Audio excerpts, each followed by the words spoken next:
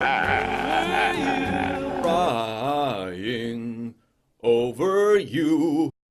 Emotional incontinence. You have urinary incontinence. No, I said emotional incontinence. Sorry, I hate f***ing crying. As Western civilization collapses, which it is, so does our ability to deal with minor day-to-day struggles, without breaking down and wallowing in a pitiful puddle of our own self-indulgent fragility. We're indoctrinated with emotional incontinence by television. America has been collectively turned into Kim Kardashian's cry face. I've just been like so unhappy. You don't think I feel bad? The masses overdose on reality TV, thinking that it's actually reality, and then mimic it in their own lives. The more insipid sentimentality displayed on TV, the more it manifests itself in the here and now. Vacuous people live their lives vicariously through celebrities and television, then base their own personalities on that. Reality TV doesn't reflect reality. It contrives reality. It relentlessly broadcasts the message that ostentatious OTT, often dumb,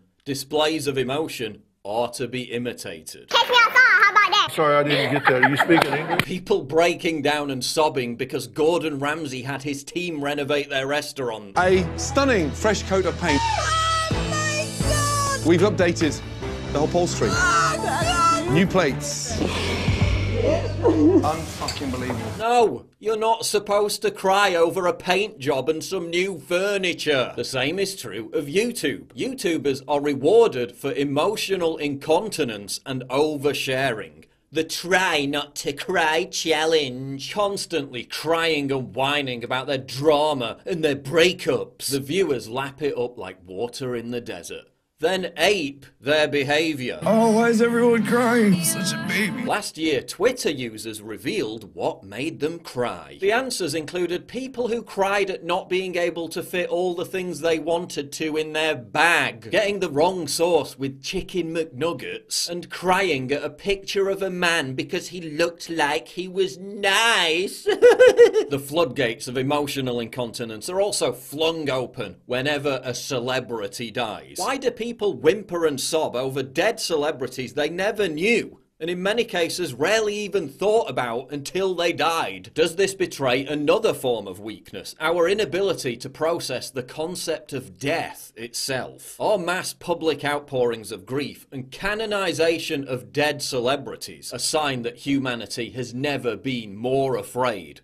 of its own mortality. A sign that excessive emoting is making us both more insecure and more insincere. As Theodore Dalrymple wrote, we live in an age of emotional incontinence, when they who emote the most are believed to feel the most. As we become increasingly atomized by the breakdown of the family structure and its replacement by this empty late-stage capitalist corporate monoculture, authentic expressions of private love have been replaced by spurious public displays of counterfeit emotion. Why are we constantly told that there's a stigma around depression, that there's a stigma around expressing emotion?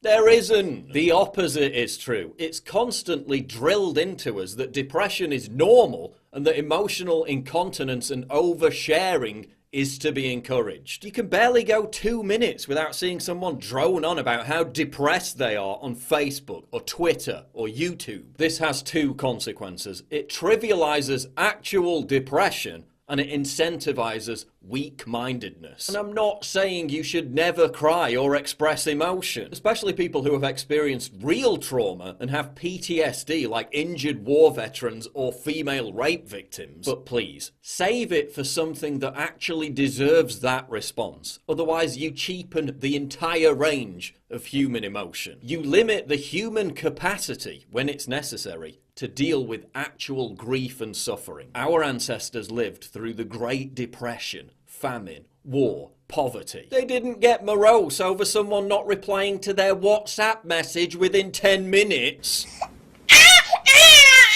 And that meant they were able to handle real trauma better because they had a sense of perspective. Dalrymple again, where once emotional restraint and self-control were admired, now it's emotional incontinence that the British aim for. It's as if they had undergone potty training in reverse. The English have been persuaded that emotions are like pus in an abscess. If they are not released by screaming and shouting, hugging and crying, wailing and raging, and the more publicly the better, they will turn inwards and cause emotional septicemia. The person who controls himself is not only a figure of fun, but a traitor to his own best interests. We've got it better than anyone in human history. Our emotional indulgences are catered for like never before, and yet depression continues to rise, especially amongst young people. The more we talk about depression, the more depressed people become. This constant expectation and encouragement of emotional incontinence is worsening our mental health. Emotional incontinence has also been driven by an explosion in narcissism. People regard it as a good thing to express themselves, irrespective of whether they've anything to express. Narcissism is facilitated by social media. Nice job, team. The more information we reveal about ourselves, the more dopamine hits we can expect to receive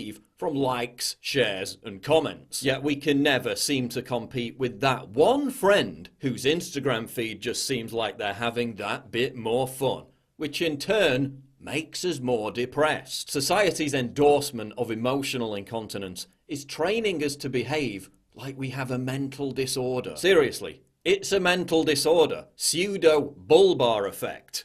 A type of emotional disturbance characterized by uncontrollable episodes of crying and or laughing or other emotional displays. It's a neurological disorder. The lighter form is called mood lability, an emotional response that is irregular or out of proportion to the situation at hand. It's a facet of borderline personality disorder. Why is our culture normalizing borderline personality disorder? Why are we being convinced to embrace mental illness? Because it's easier to control and coerce a population that's permanently trapped in a heightened state of emotional frailty than one that has a strong cerebral constitution. Because the people who can't control their own disposition then become control freaks themselves. If people can't control their own emotions, then they have to start trying to control other people's behavior. Because in an age of vapid consumerism and an eroding sense of identity, appropriating afflictions provides a facsimile of meaning. Why call yourself maladjusted when you can be an autist? Why call yourself a fussy eater when you can be gluten intolerant? Why call yourself a pathetic, weak-minded crybaby when you can just be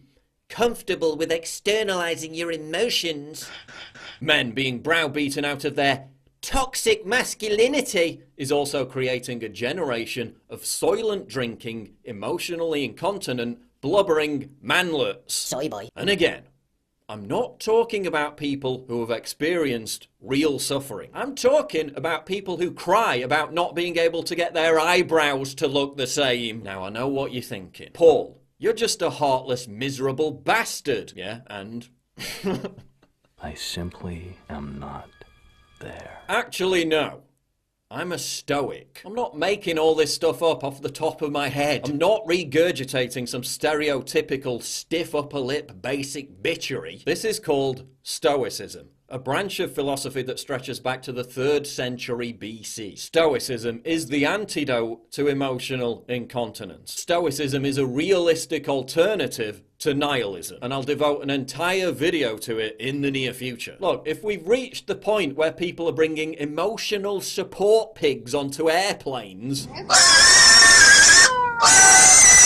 because they're so wretchedly uncomfortable with their own emotions they can't get through a 3-hour flight, maybe time to ask if our society is overly emotional.